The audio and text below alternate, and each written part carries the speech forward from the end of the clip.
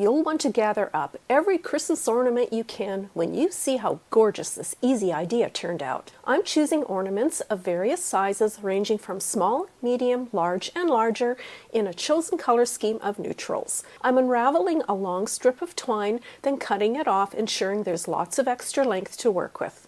If you wrap some masking tape around one end, you may find it easier to work with. Now I'm threading the smallest ornaments through the twine first, ensuring the tones are rotated so they are well mixed. To transition to the next ornament size, I'm rotating one ornament larger against one ornament smaller, going back and forth a couple of times. Now that I'm nearing the length I desire, I'm now rotating in smaller ornaments to end the transitions smoothly. Now I'm using the long ends of the twine to hang it up where desired.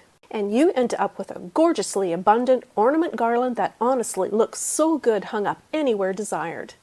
The mix of tones, sparkles, and sizes transition beautifully against each other like a well-fitting glove. Ornament garlands can also be made in any size, from very long garlands wrapped through a Christmas tree, or even short garlands hung up with other decorations. So I went to my local Walmart and I found ornaments, and I really like the red and green. I think it's traditional Christmas, and I think it's going to be perfect for creating this hanging ball. So we're going to take the ornament, make sure all of the tops are secured, and if they're not, you can just come back in with a little bit of hot glue. What we have here is our glue skillet, and I'm just going to dip that ornament top into the skillet, and that's actually going to secure it even more so. And then what we're going to do is we're going to just poke it right into the ornament. So as you can see, it creates a much larger ornament than using the smaller ones. And all we have to do is just alternate between each color. So the cool thing about this ornament ball is that you can do it in whatever color scheme you would like. There are so many different colored ornaments out there and so many different choices and selections.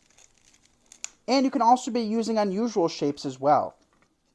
So I'm just alternating so we have somewhat of a pattern. But if you're using the smaller ones, it doesn't really make a huge difference.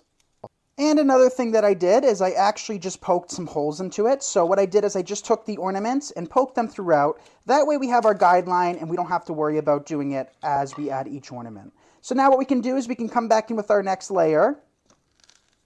And again, like I said, don't worry about any of the gaps at this point in time, because we are going to come back in with some extra little ornaments. We have one final ornament left to add, but it's not going to fit perfectly in between. So we are going to need to add an artificial stem. And you can also do this to every single one. We actually showed that in the last video we did last year for Hometalk. So we're going to just let that sit for a minute or two while it hardens up, and then we'll poke that right into the styrofoam. Here's the little ornaments that I showed you guys in the beginning, and those are actually the smaller ones that we used for the entire ball last time. And now we're going to use those to fill any of the little gaps that we have in between the ornament. So go throughout each and every little section and add the ornaments where it's necessary. And it really depends on each and every ornament that you make, because sometimes it's going to require more and sometimes it's going to require a little bit less. And if there's glue strings, you can always pull them off after they've hardened. Now I just have a little length of wire, and what I'm going to do is I'm just going to fold that so that we create a U or a pin. You could also use a floral pin for this if you choose. Then just snip them slightly at an angle. We have some wire here today, and you can find this wire available at nicksseasonaldecor.com. What we're going to do is we're going to create a little knot. So we're going to tie it off. You want to tie it a couple of times to make sure. Pull it really tight, make sure it's not going anywhere. Take your scissors, snip off an excess.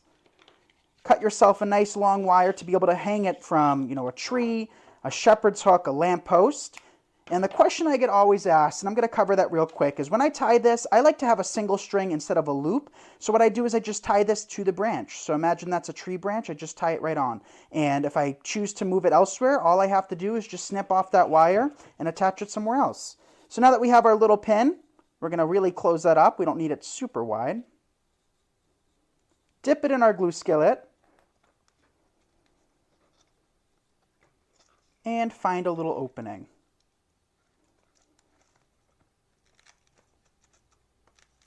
Make sure it goes into the styrofoam, and there you go.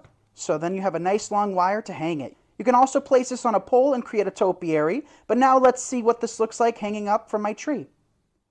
Here is how the hanging ball turned out. I absolutely love it. We kept it in a traditional color scheme, which just screams Christmas to me. So we used the golds, the reds, and the greens. Pool noodles aren't just for the swimming pool. Grab a pool noodle from your dollar store.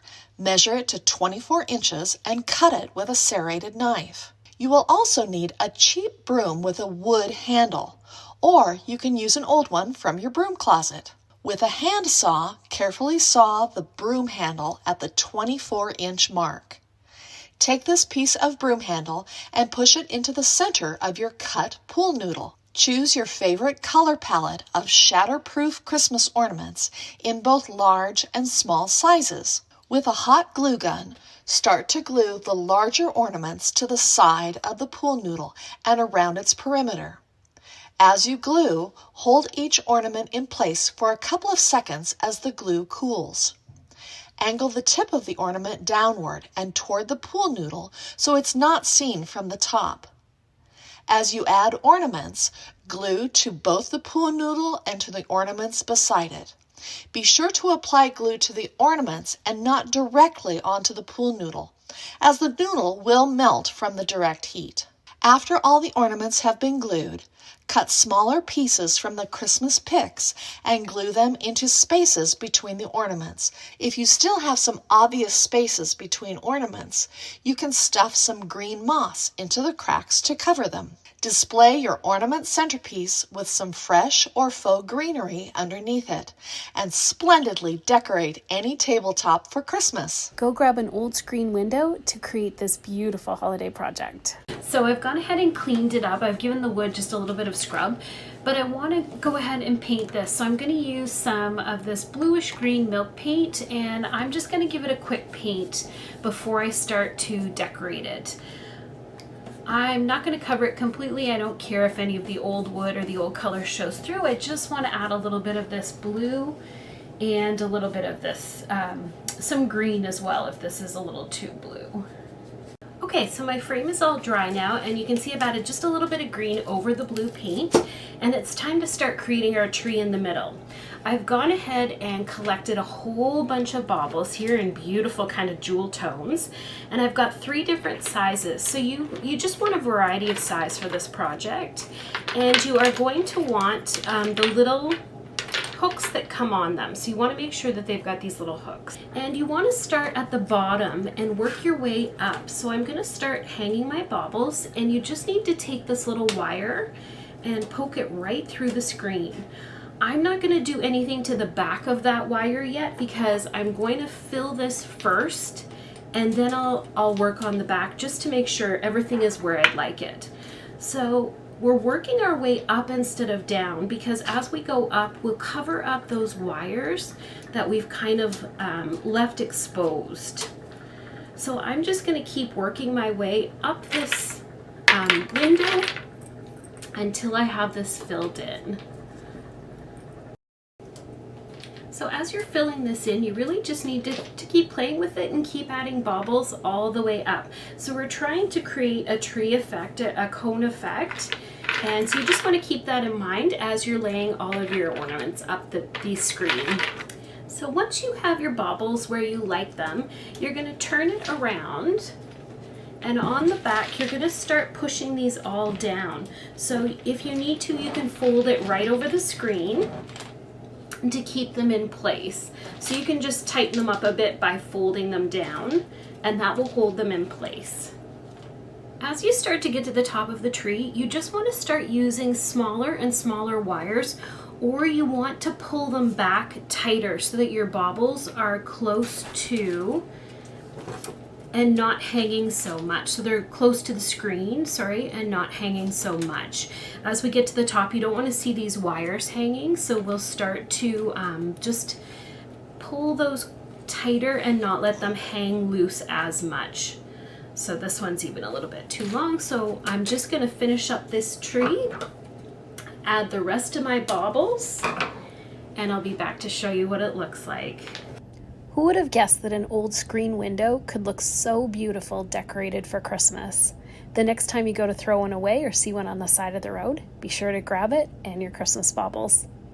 Thank you so much for watching this episode of Home Talk. I'm Lisa from Recreated Designs. I'll see you next time.